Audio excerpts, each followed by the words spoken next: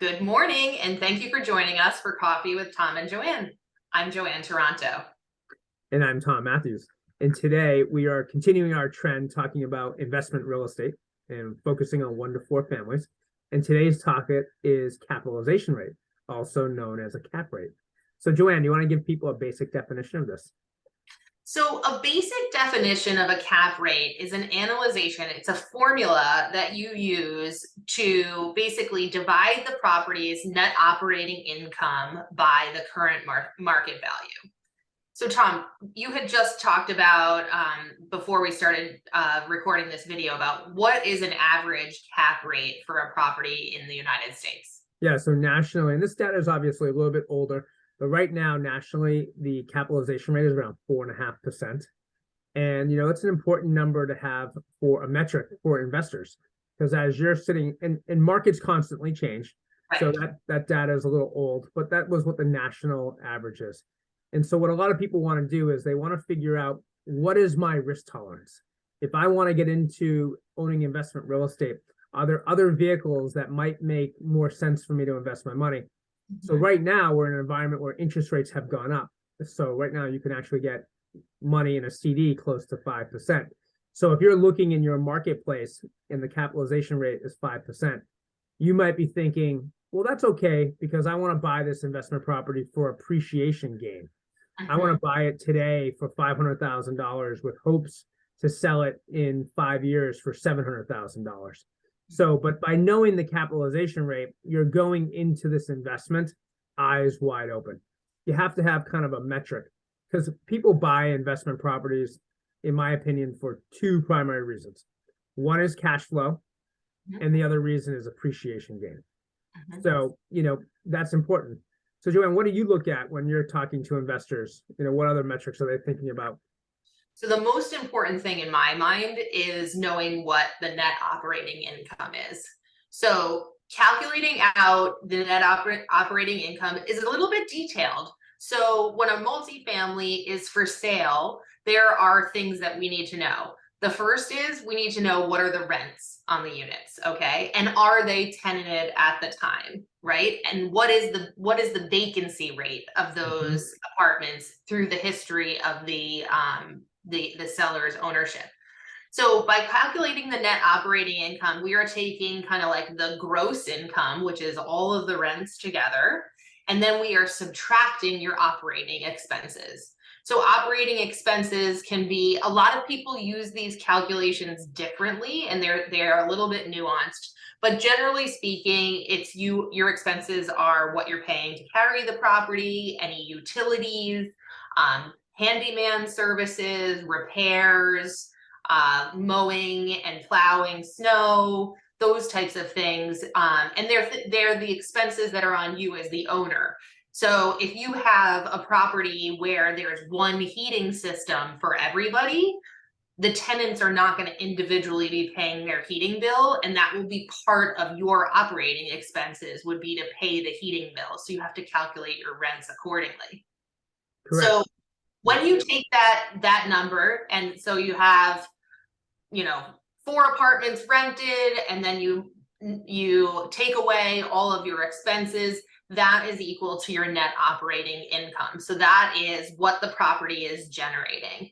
Then you're going to divide that by the property value. So that may be the asking price, or that may be the price that makes the most sense to you to generate the cap rate that you want. And this is how investors look at these multifamilies. And you can use this formula across a variety of properties, but it's a great kind of baseline to get an idea of what the cap rate is. So let's say the cap rate is 8%, and you're really excited about that, but you go to see the property and you realize that it needs $200,000 of work, right? That there are, heating systems end of life, maybe the roof is leaking, and that the house has been, hasn't been maintained. That's another calculation that you'll want to take into consideration of what you need to spend to make that property kind of hands off an operation, a smooth operation. So Tom, when we find that a house has a great cap rate, what's the next move? The next move is to look at that cap rate across the market that you're looking in. So you want to, and then what's important, like Joanne mentioned, is capitalization rates.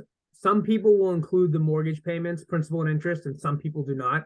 So you want to make sure you ask the question, what's included in this capitalization rate?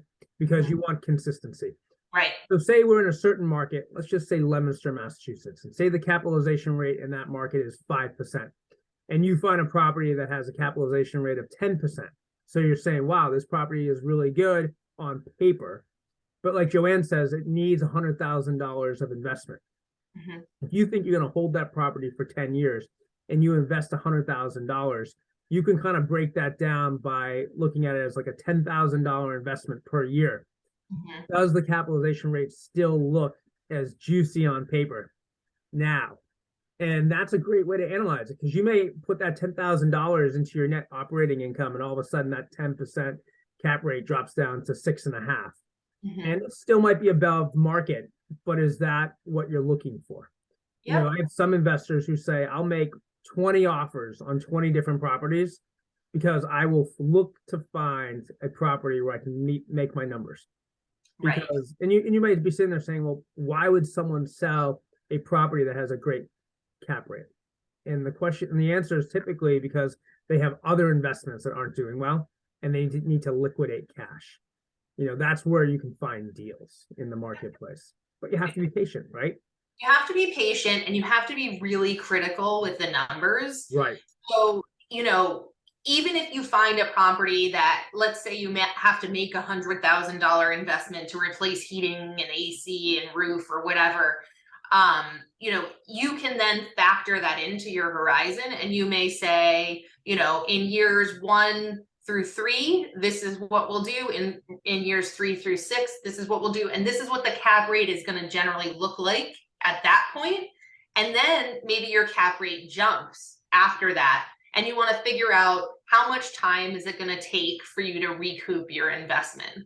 So lots of numbers, and we want to keep this as simple as possible, that people can understand it. But this is a great place to get started. And you can go to websites like investopedia.com and read more about capitalization rates. But this is really just kind of like a high level, how do you know if the numbers work on a multifamily? Right. So this is a great place to get started and get your mind going on what it takes to envision building some equity with a multifamily. Yeah, and I just want to leave you with this. You make money in real estate when you buy a property, and you realize that money when you sell it. So buying right is really important. And that's why Joanne and I want to talk about these topics. Yeah. So thank you for watching another edition of Coffee with Tom and Joanne. I'm Tom Matthews. And I'm Joanne Toronto. Cheers.